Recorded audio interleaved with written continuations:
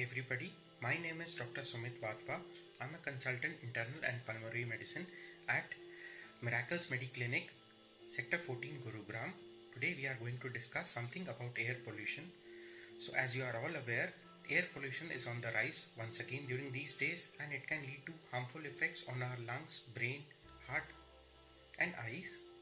So air pollution can cause increase in the respiratory illnesses even in healthy populations on long-term exposure, while in vulnerable population it can cause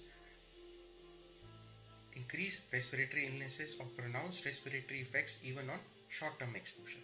The vulnerable population includes those with chronic heart and lung diseases, children less than 5 years of age, pregnant women, and these group of people should especially remain indoors, avoid any outdoor activities and limit their activity levels to prevent any harmful effects on the lungs.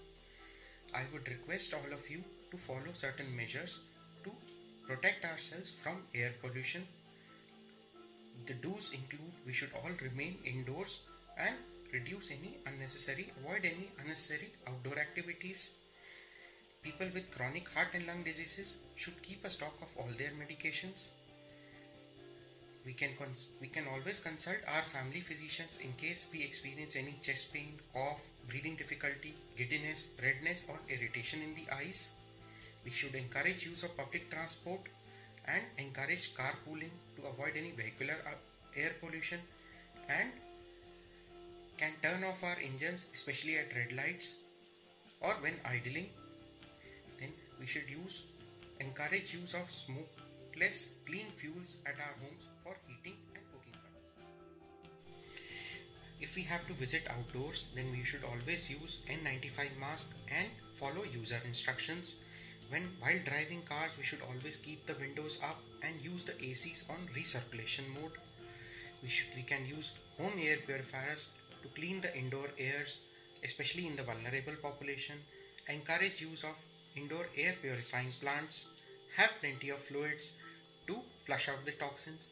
Can have a balanced diet which is rich in antioxidants to boost the immune system.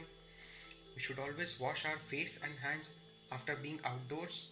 In the don'ts, we should avoid walking, going for early morning walks, late evening walks, running, jogging, especially when the air quality is bad.